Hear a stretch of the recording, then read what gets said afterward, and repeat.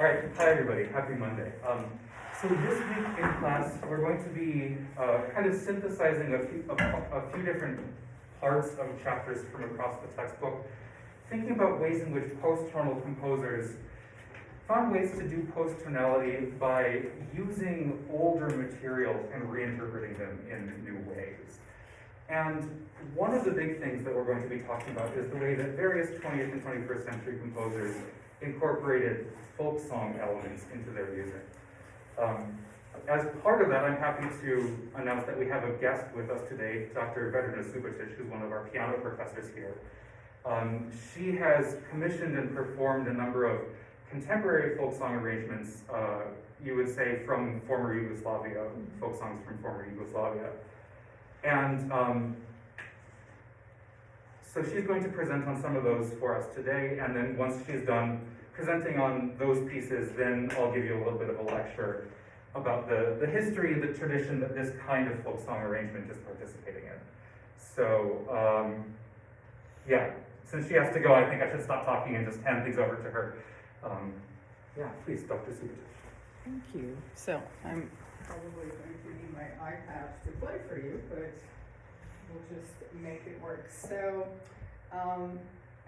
I'm from former Yugoslavia, and it's an area, well, all of Europe really has very rich folklore tradition, and all countries have various material that has been passed on orally from generation to generation, and so is the case with the music material for various parts of former Yugoslavia, which is now broken up into little countries like Serbia, Montenegro, Bosnia, and you may have heard of those individually.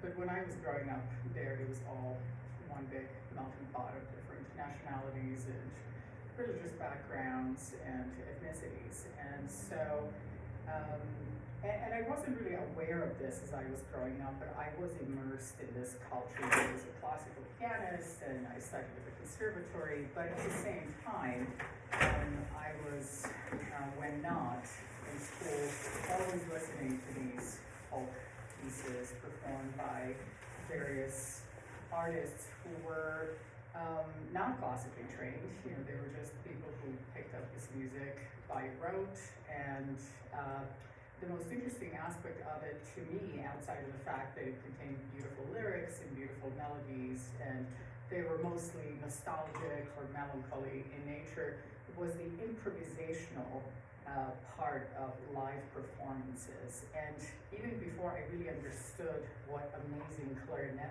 playing was, or amazing vocalizations were, as a child, of course I didn't have a clue, but I could tell that what these performers were doing was something truly exceptional.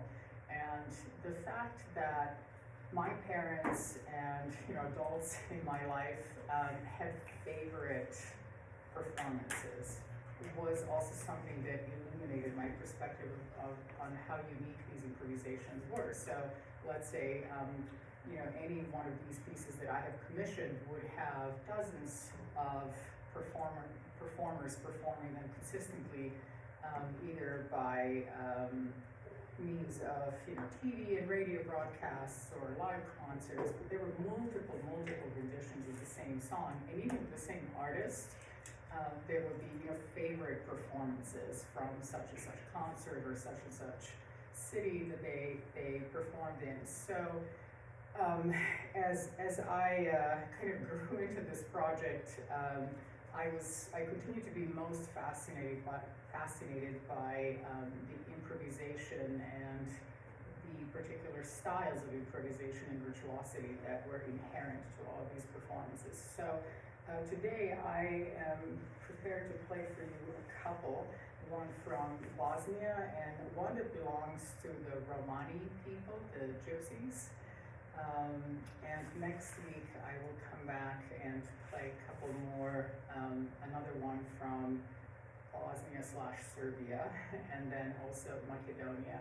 So the two that I selected for today, Kadja Pođeh na Bembašu and Jelem Jelem, are the Bosnian and Romani one, and the Bosnian song, Kadja Pođeh na Bembašu, my favorite recording of it is this one, but just wanted to give you a little bit of, I don't know if there's an ad, you know how there are always ads Yeah. on YouTube. Does this one have an audio jack or? That's okay, I can do it.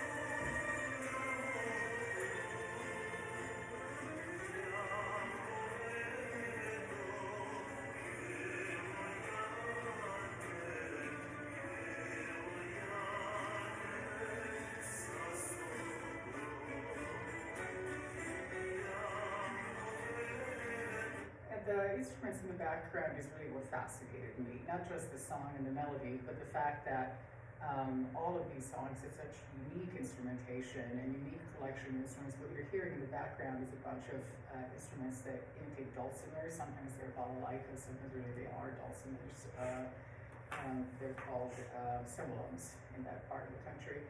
And for me, as I listened to these and I was immersed in the idea of commissioning and who to commission, I really wanted to capture that element of each song, not just the melody and the harmony, but the unique elements of the instrumental accompaniment as well, because that's what appeals to me.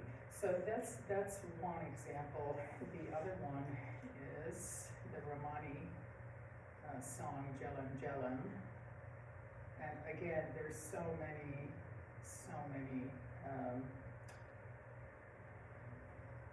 renditions, and most of them are today. They have been adopted by various popular bands, like there's a Barcelona gypsy band that sings this song, and it's funny to me to listen to them sing the lyrics because they clearly don't speak Romani language. I can tell that they don't really understand the words because they're mispronouncing some of them.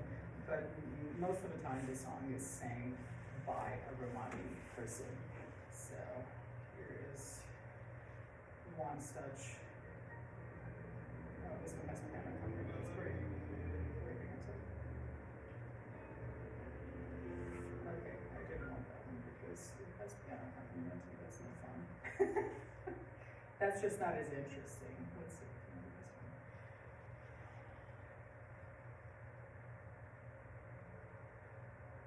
Anyway, as I search for these, I will tell you a little bit more about the songs themselves. So, Kadri Požična Benbašu is, roughly translates when I went to Benbaš. Benbaš was a water source in Sarajevo, which is in Bosnia. And the song is very simple, the lyrics are very simple, it has a simple melody, it repeats over and over again. And it's probably the most simple of all the songs that I selected, so it kind of makes a good introduction. And it is, the lyrics are spoken or sang from the perspective of the male in this song. He's a shepherd, he's taking his white lambs to the water source, and he tells the story of how every time he would take them to the water source, he would pass the house of his beloved, and she lives in this kind of very enclosed and private house with a courtyard and iron bars on the windows to protect any, from intruders. And Islam, in Muslim religion, it is not permissible for men and women to be alone before marriage. So this Bosnian song is called Sevda, which comes from Arabic word Savda. It's spelled S-A-W-D-A, and it means blackness or sorrow. So these were songs that were sort of courtship songs that were exchanged between the man and the woman in these situations where they couldn't be together, but they would sing to each other, and so they would exchange sort of affectionate words that way. And another interesting thing that, I have to finish the story. So he talks about walking by and she's always there, and this particular night, when he's taking his white lambs always to the source, she beckons to him to come because she has something to say. Important to say. He says, "Oh no, I've got to take my lamps to the water." And then the last verse is, "When I came back the next day, my beloved was married to someone else." So it was sort of this moment of kind of sorrow and melancholy, the Savda, right, the Sevda. So that's the first one. And the second one, the Romani song, which I'm trying to locate an authentic recording of right now. Don't be surprised. It's they're very variable and very sometimes almost quarter tonal in their renditions. Here it is.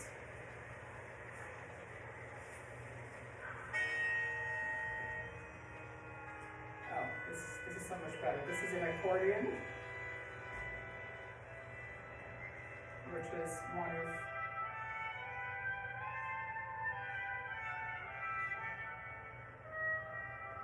so you can hear all the inflections, right?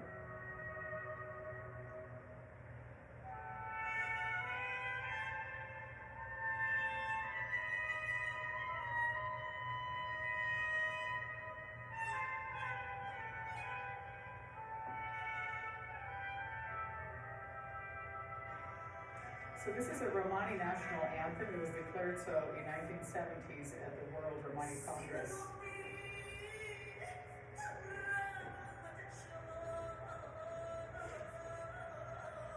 The elevations, right?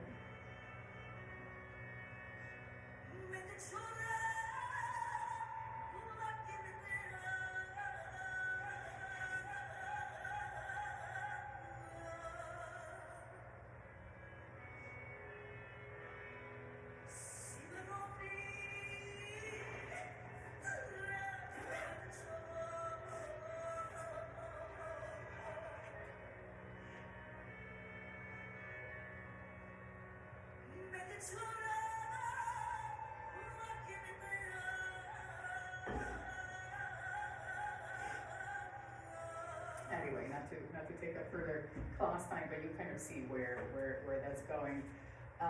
The Romani song Jelam Jelam is also very old, just as Kadya Koja Kamben Basha. As a matter of fact, when I was doing further research, I found that Kadya Koja of the Bosnian Sevda is based in a melody that is used in Sephardic Jewish prayers, the Sabbath prayer. So it's it's also been adopted through that particular cultural component.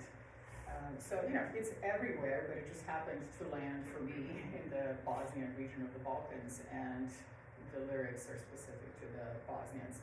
And the Romani song is also very old. We don't know where it comes from. We do know that gypsies came from southern India around 1500s is what is thought, and with them they brought some of their scales, if you will, which in India are called ragas. And this particular scale that is used for Jelam Jelam that you just listened to and that I'm going to play is what we refer to as Hungarian or gypsy mode, and it's characterized by two half steps. So instead of, let's see, it would be,